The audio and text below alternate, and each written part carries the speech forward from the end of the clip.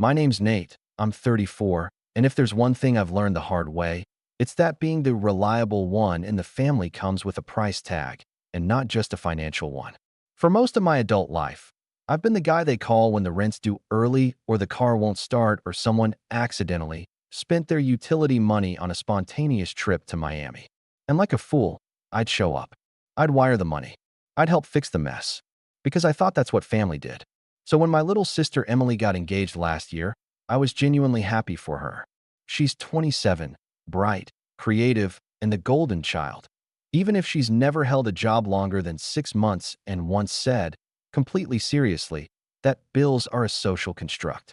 She met her fiancé, Caleb, at a mutual friend's party, and within 3 months they were talking wedding venues. My parents were over the moon.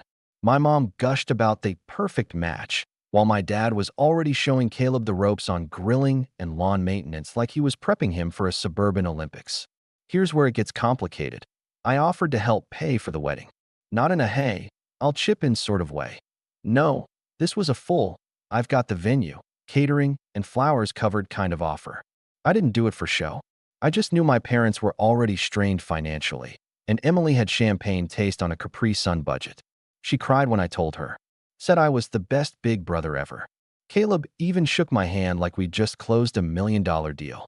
For a moment, I felt included, valued. Like maybe, after all the years of being the family's emotional and financial support beam, they actually saw me. The wedding was planned for early June. By March, deposits had been made, meetings scheduled, and I had the invoices piling up to prove I wasn't just tossing cash. I was coordinating, fielding calls, chasing down vendors. And all this while working a full-time job. Emily, meanwhile, was doing a lot of vision boarding on Pinterest and changing her mind on flower arrangements like she was flipping through radio stations. Caleb? He was mostly just vibing, which is generous, considering he once asked me if peonies were a kind of cheese. Then, out of nowhere, I got a text. A text from my mom.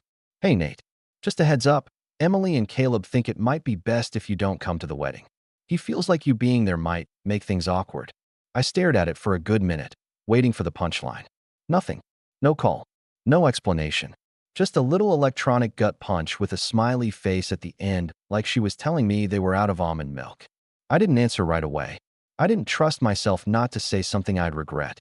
So I waited, breathed, reread the message until the words blurred. Then, finally, I typed back. Funny, I was the one paying for awkward. No one replied. That was Thursday. By Friday morning, I'd made my decision. I started with the venue. I'd booked it under my name. Paid the deposit. When I called the coordinator and told her the situation, that I was no longer welcome at the event I was paying for, her silence was almost comical. I could tell she was torn between professional neutrality and the very human urge to say, "Are you kidding me? Would you like to cancel the reservation?" she asked gently. No, I said. Not yet. I'd like to pause everything. Let's hold off on the catering confirmations, too. I'll be in touch. Then I called the florist. Same story. The woman on the phone actually gasped. They uninvited you? She asked, like I'd just told her my family replaced me with a golden retriever. Apparently, I'd make it awkward, I said flatly. By Sunday, the group chat was lighting up.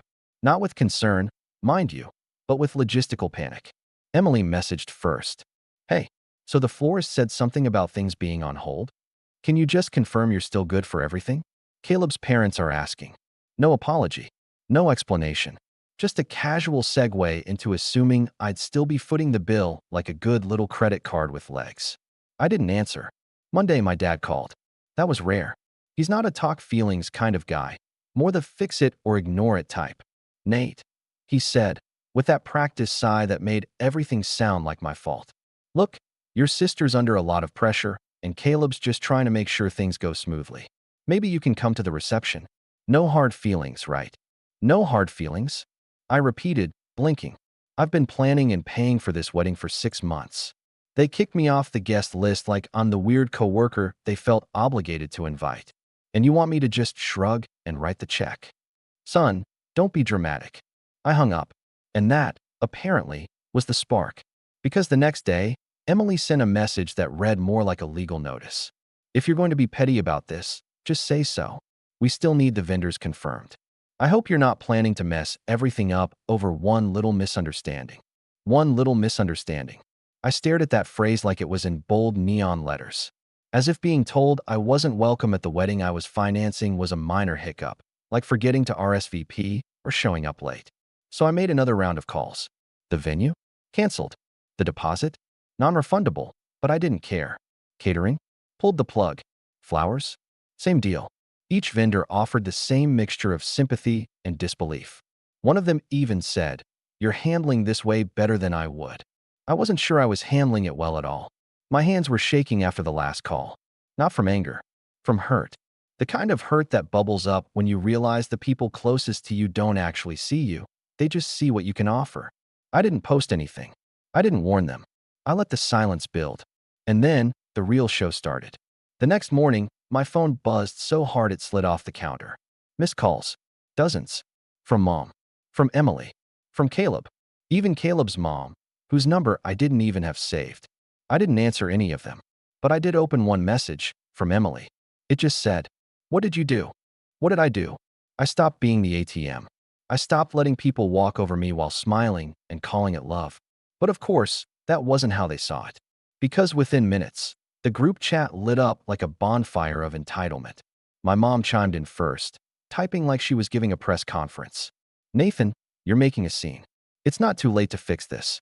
Just call the vendors and tell them it was a mistake. We'll still let you attend, if you're willing to apologize." Let me attend? Let me? Like I was some distant cousin trying to crash the buffet. Then Caleb added, "You're being really immature, man. This is Emily's big day, not about whatever grudge you're nursing. Be an adult." I could feel the heat rising behind my eyes, not from rage, but from that quiet sting of betrayal that sits under your skin and pulses like a bruise. A grudge? I opened the message field, typed out a reply, then deleted it. Typed again, deleted again. Nothing felt right. Or rather, everything felt too generous. So instead, I screenshotted their texts. All of them. And saved them.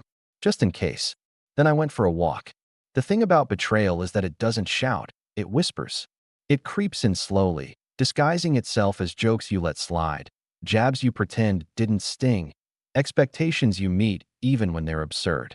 And then, one day, you wake up and realize that somewhere along the way, you stopped being a person to them. You became a resource, a sponsor, background noise. That walk turned into an hour, then two. I sat on a bench near the lake and watched families feed ducks, kids run around chasing bubbles, couples bicker softly over sandwich choices. Life moved on, calmly, indifferently, and for once, I let myself be outside the storm. When I got back home, I had a voicemail from my aunt, the one who always took Emily's side because she's just sensitive. "I don't know what's going on, Nate, but whatever it is, you need to fix it. Your mom's in tears, Emily's a wreck, and the whole family's embarrassed. She's your sister. You don't blow up her wedding over feelings." Feelings. The way they said that word like it was a dirty thing. And then came the kicker, the text that made something inside me finally snap. It was from Emily. "I shouldn't have to explain why you'd be a bad fit at the wedding. You've always made things about you. This day is supposed to be about love, not tension. Caleb just wants it to be peaceful. If you ever cared about me, you'd do the right thing." I must have read that line 10 times. If you ever cared about me. As if I hadn't spent years stepping in to cover her mistakes. Picking up the financial slack when she maxed out her cards. Letting her crash at my place when she and our parents fought. Taking her calls at 3 a.m. when she thought Caleb was cheating. And no, she didn't seem to remember that detail while defending his honor now. So I finally responded.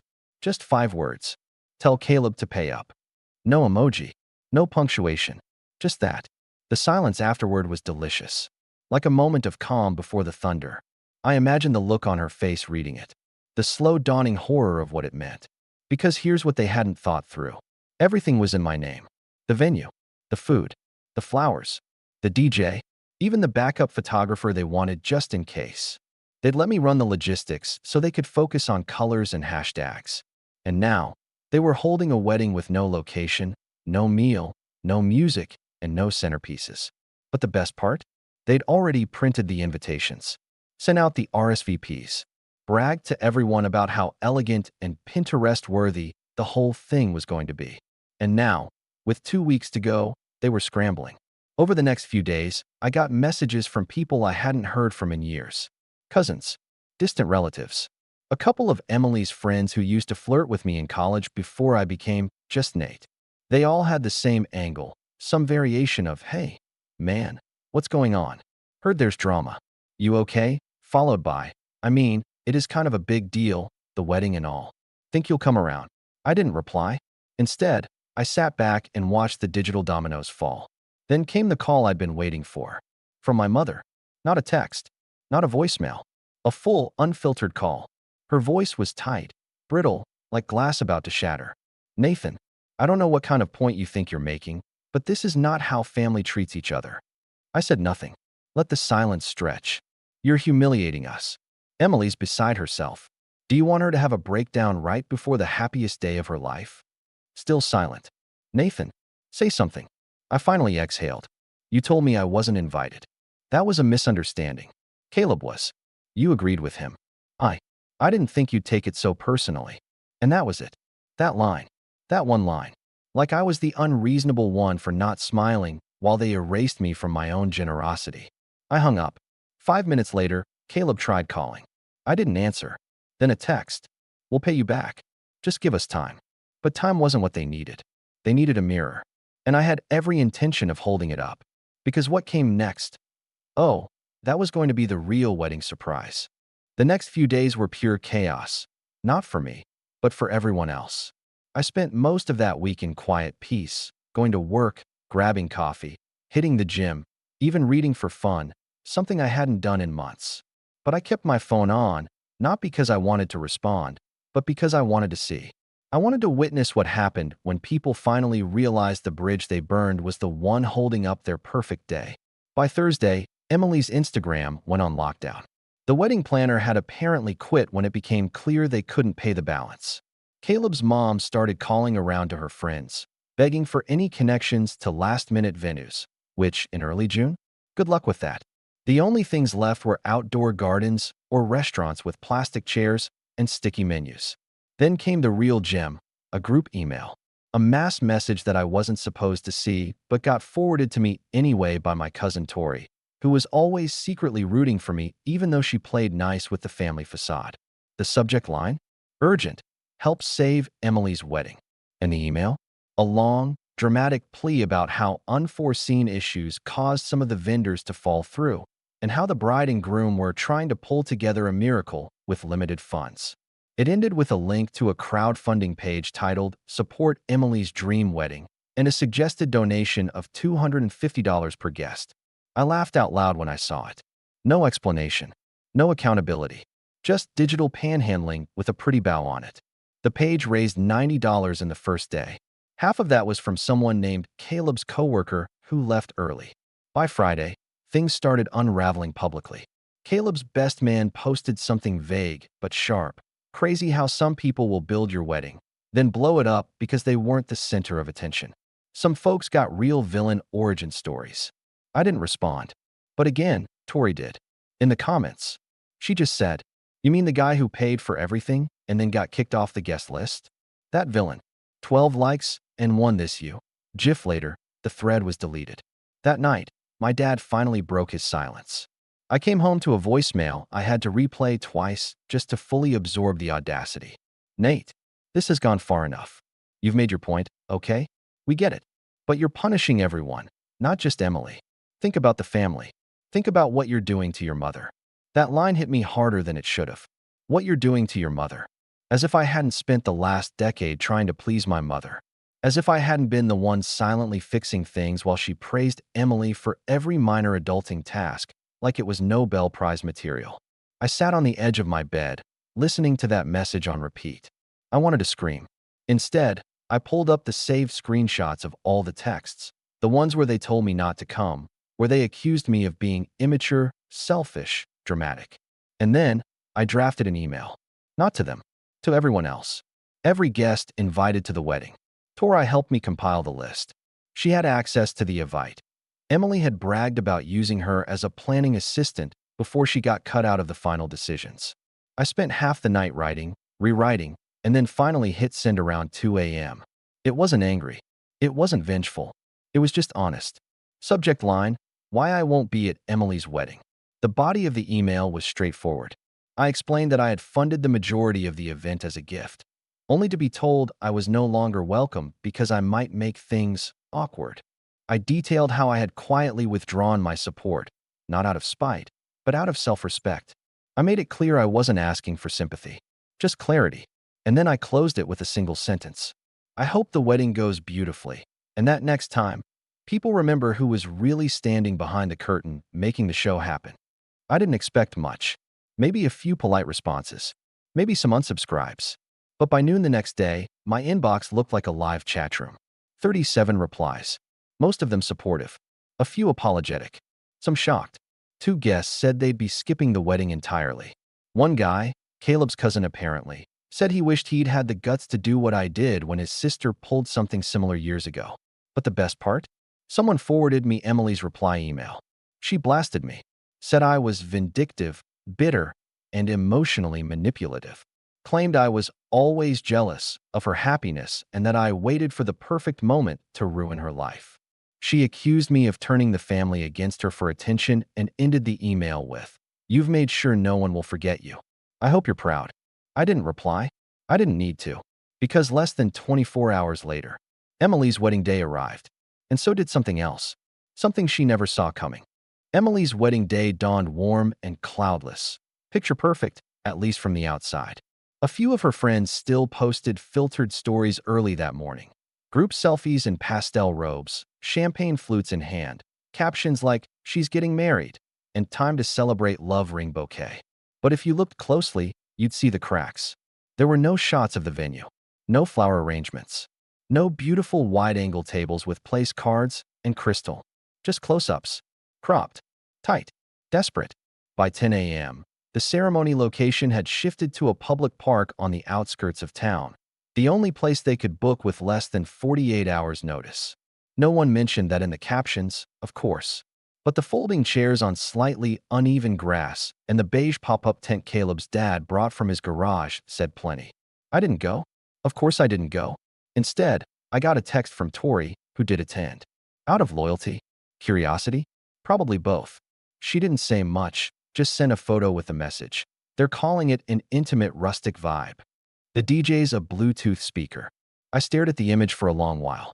Emily looked stunning, I'll admit that. Hair flawless. Makeup professionally done. Dress tailored to perfection. Likely paid for by our parents, who by now were quietly seething under their polite smiles. But what got me wasn't the aesthetics. It was the look in her eyes. Tight. Shaky. Not the glowing joy of a bride surrounded by love. More like someone bracing for impact and pretending they weren't. Later that afternoon, I got a call from a number I didn't recognize. I let it go to voicemail. It turned out to be Caleb. His voice was stiff, controlled, like someone holding a smile in place with sheer force. "Hey man, just wanted to say I regret how everything went down. We should have handled it differently. I think maybe we let some stuff get in our heads that shouldn't have. But, just wanted to say no hard feelings. Hope we can, move past it." I didn't return the call, because the truth was, I had already moved past it. I spent that evening with a couple of friends, grilling on the patio, sipping a cold beer, and laughing about something so dumb I don't even remember what it was. What I do remember is how peaceful it felt, how different it was from every family gathering I'd ever attended. No tension, no forced smiles, no waiting for someone to make a snide comment and someone else to pretend they didn't hear it. Just silence, where the noise used to be. But the fallout from that wedding lasted long after the cake had been cut, or rather, the cupcakes they picked up last minute from a grocery store after the baker canceled on them for non-payment.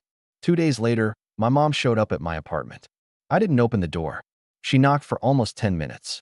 "Nathan, I know you're home. Please, let's talk." Eventually, she gave up and left a note in the mailbox. Folded paper. No envelope. Just 6 words scribbled in her familiar cursive. "This isn't what family does." I almost laughed, because that's exactly what family does. Our family, anyway. They push and pull and take in guilt. And when you finally say, "Enough," they act like you're the problem. The next week, I got a call from my father. His voice was harder now. No more fake diplomacy. "You embarrassed your sister. You embarrassed us. You think this was revenge? That's not strength, Nathan. That's spite. He didn't wait for a reply, just hung up. But the thing is, it wasn't spite. If I'd wanted to be cruel, I could have made it much worse. I could have canceled everything the morning of, left them high and dry mid-setup. I could have posted screenshots of the texts, aired their hypocrisy publicly. But I didn't. I gave them weeks of warning. They just never thought the hammer would actually fall. In their minds, I was the one who didn't show up. But really, I'd been showing up for years, cleaning their messes, swallowing my pride, pretending it didn't hurt when they laughed at me, dismissed me, took me for granted. The only thing I didn't show up for was the final act of the show they'd built on my back. And the funny part? That decision sparked a domino effect they never saw coming. A month after the wedding, I got a message from my uncle, my mom's brother. We weren't particularly close, but we'd always been on good terms. His message was short. Hey, heard what happened. Just wanted to say you were right. That took guts. Hope you're doing well. Then a week after that, my cousin Jules messaged me out of the blue. She hadn't spoken to Emily in years, some old falling out over a bridesmaid snub, but apparently, she'd seen the group email and forwarded it to a few others. Word got around, and slowly, a few extended family members began to reach out. Not all at once, not dramatically, but quietly, respectfully, like they were testing the water. It wasn't validation I needed. It wasn't some long-awaited parade of apologies. But it was a reminder I wasn't crazy. And more importantly, I wasn't alone. As for Emily and Caleb, they went on a mini-moon to a lakeside cabin that looked suspiciously like his cousin's Airbnb listing. Photos were sparse, captions more muted. No grand, thank you to our wonderful family, posts. No montage videos. Just a few awkward selfies and a short post from Emily that read, "Not everything goes according to plan. But at the end of the day, love is all you need, 2 hearts. Love and, apparently, several $1,000s and a brother willing to be treated like dirt." By the end of the summer, I'd quietly distanced myself from the rest of the family. No more weekend visits. No more birthday gifts. I pulled myself off the emergency contact list for my mom's prescriptions. I shut down the shared Netflix account. When my sister tried to tag me in an old throwback photo with the caption, "At least we used to get along," pensive face, I blocked her. Completely. And it was like a weight lifted off my chest. Because I finally understood that you don't owe anyone a seat at your table just because you were born in the same house. Blood isn't a debt. Kindness isn't a contract. And loyalty isn't slavery. They wanted to erase me from the picture, but they forgot I was the one holding the camera. And when I walked away, the whole thing went out of focus. So yeah, I didn't attend the wedding. But in the end, I didn't miss a thing. Let me know your thoughts in the comments.